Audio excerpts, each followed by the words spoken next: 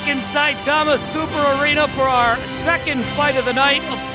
Total Elimination 2003, Damon the Dog Berry along with Boss Rutan. And this one has been talked about, thought about. It is the UFC being represented from Chuck Liddell against an up-and-comer from your hometown, Alistair Overeem. And that means we have a special guest, a man that's got a loaded pocket and a lot of interest in this bout. The president of UFC joins Boss and I here, Dana White. Dana, I know you're trembling. I know you're feeling it right now. I'd be lying if I said I wasn't. Absolutely. And Boss, this one right here, his boy Chuck, and an up-and-comer really in Overeem with the high knees. This has got to be one of the most anticipated fights of the night. I think so too. I think really, and I told you before, the people at home, we can say we see here Chuck coming up. Like Dana said before, he is so ready after his loss against Couture. He says, okay, let's get this straight. Let's go here to Japan and bring that belt home. He is so focused, but yeah, like you said, he's going to face Alistair Overeem, a very good striker. Good knee control to the head, faces, long punches, long kicks. I don't know about this, and it's going to be tough. You can see the Iceman coming out with the bold UFC now. I tell you, Dana White, the atmosphere here in Japan, this is phenomenal. And, you know, I tell you, Chuck is such a great guy, and he's having fun all week, but, you know, all of you got to be just taken aback when you get this. I mean, you're the man when you walk into these arenas. It's awesome. It's unbelievable. You know, when we're in the States and we get 13,000 people, we're blown away. When I just walked into the arena about 20 minutes ago, I couldn't believe it. It's amazing to see this many people in one place at the same time. It's like they got lost on their way to the Super Bowl and ended up here. Absolutely, exactly. This is exactly about as big as it gets. Now, obviously, Chuck is a little ticked off as you hear Dana White cheering on his man because of his loss. He smiles at his boy Dana White. Yeah. Who, by the way, a little pocket change going on this right here, Dana. I mean, a little pocket change. We'll see what happens. Well, depending on what happens, I may need to get a loan. I may need one too. What were your last words, last piece of advice, or what advice did he give you to try to watch this fight? You know what? There's not too much advice I can give Chuck right now. I try to stay away from him, let his team do what he's, talk to him about what he's got to do. I just try to stay away. I've done my job. He's here. His training went well, and that's another reason that I feel very confident about this fight. We have an angel in our corner, if you will. Yes, you do. Why don't you talk about that a little Alex bit? Gong worked with Chuck for 4 weeks for this fight. Phenomenal trainer, phenomenal athlete, phenomenal person, and I really feel confident. I feel good. Like, we know Alex is in his corner, and rest in peace, Alex Gong. Yes, same here. Rest in peace from all of us. Just a tragic story, of course, happening in the Bay Area where we'll get back to that, but obviously now being introduced, Alistair Overeem. Now, this is a kid, you can talk highly of him, Boss, because, he's a bit of a countryman, but he is moving up on the food chain, if you will. And a win over a quality opponent like Chuck Liddell, what would that do for the Demolition Man's, popularity alone? That's what pushed him up so high as the sky. I mean, Chuck was the #1 contender for a long, long, long time. He lost to Couture, but I also think there was a reason because he was more focused to fight Tito, and I think that was a great thing that he had in his mind too. Suddenly they changed opponent, he got Couture. I think Chuck, ice as cold, but I have to say, Alistair is coming from Holland, like where I come from. With us, we have as many Thai boxing fights a week as we have soccer games. So with us, Thai box is second nature. So I don't know what Chuck is going to do in this fight. He said that he's going to knock him out. Is it going to be on the ground? Is it going to be on the feet? Hey, we're going to wait and see. But here comes the Dutch team. We see Mark de Reer, Lucien Carbine on the left side. If I may, Boss, Dana, you'll probably like this too, but I mean, the guy is good looking, and it's good news for the men out there because he has a girlfriend currently, so my baby is out of the question. Ladies, back off. Men, you're safe.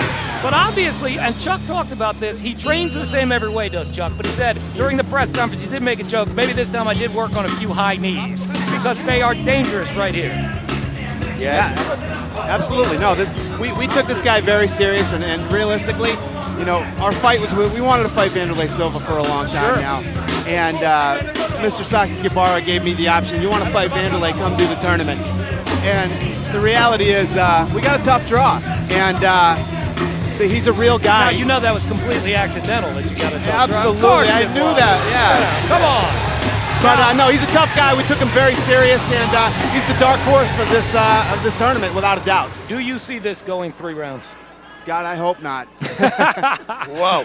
Dana White on edge. Let's let the people back home get a feel for the introductions, the crowd reaction here at Saitama Super Arena. This ought to be a hard-hitting, fun one. Boss Rutten, Damon the Dog Berry, and the UFC president, Dana White here.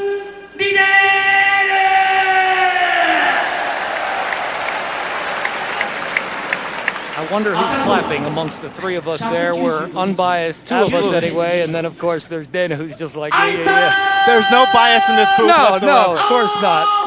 Now, if somebody starts clapping here, boss, I know it's not me, so we're down to 1. I only hope that Chuck doesn't find out that you so-called armbarred him, what you said in the opening of the show. I hope for you he doesn't find out. Let's just keep in mind, I didn't write that, baby. All right, the referee going over the instructions here. And again, our first fight of the evening, the heavyweight champ Fedor took down Gary Goodrich. Big Daddy went down at just 109. This is the second fight, getting ready to go. Will it be longer than 109? Dana White certainly hopes it's over quick. He is expecting a running, flying knee right here. That's what we're expecting. All right, let's see what happens.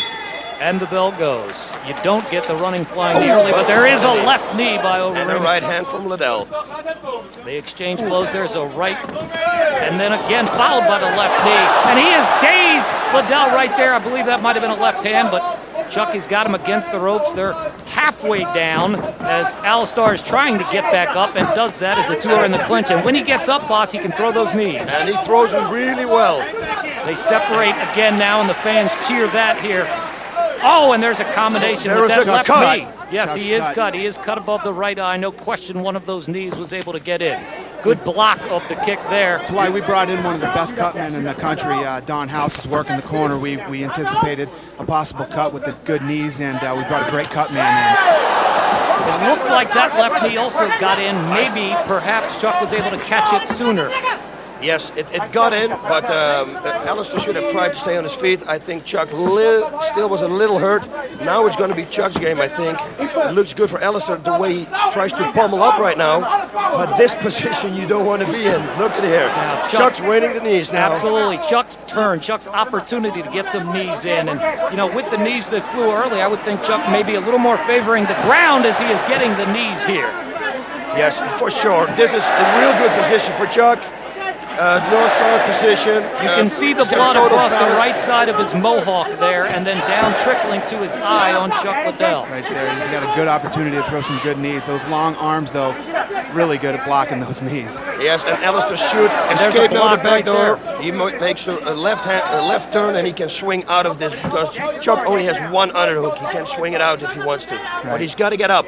He's got to get up. Don't wait for this. Dana has called it exactly as you see several knees blocked there by Alistair. And he's able to stand up where, again, he'll be in a position now that he can throw those knees to the body. And I think now he's got the... Oh, he's getting away from him. Okay, he gives him some distance. Chuck with a left hook and another. Alistair missing with a right. The 2 now back toe-to-toe, if you will. There's a knee to the body, another knee. A counter with the right hook by Chuck Liddell. Oh, and another left. Who looks to be a little hurt right now. He looks like he is hurting a little bit, but I'm sure he has been in these situations before, Dana, and bounced back. He's got a lot of good experience, and he really does have a good chin and good recovery power. He saw that when he fought Guy Mesger. Mesger rocked him early, too. And looking closely into his eyes, I mean, he looks like everything is ready to go, and he may, maybe he's just adjusting to the style of fight that he is facing here tonight. It's tough fighting a big, long-rangey guy like that can block everything you do and has a lot of reach on you. But again, nothing we didn't anticipate, and we'll just see what happens there. Yeah, he's able to block a few of those hooks there by Alistair. And Alistair missing there. It looks like Alistair in this 10-minute round came out with a lot of adrenaline. Looks like he is a bit tired. Looks like he got a little rock there, too. 2 rights, and baby. 2 rights, 3 rights, and a knee. This could be the end of the fight. Definitely hurt. Liddell now. Oh, baby, Chuck Liddell. Unbelievable. It looked like he was out. Dana White now going up to the stage, and he should. What a fabulous performance by Chuck Liddell. 3:09 of the first round. I got to tell you, that is as impressive a comeback. And I said a moment ago, when it looked like he was hurt, I took a closer look at his eyes, and his eyes looked like they were fully coherent, fully ready to go, and Alistair was dazed. Oh, and he was lucky also because we don't know how big that cut was. He started to work, he felt the cut could maybe be affected later on, and there he came with the punches, the double right straight, he set it up, and then with the rest combinations he finished it off. And now he walks over and gives Alistair Overeem a hug and kind of a bit of credit, saying what a fabulous performance it was.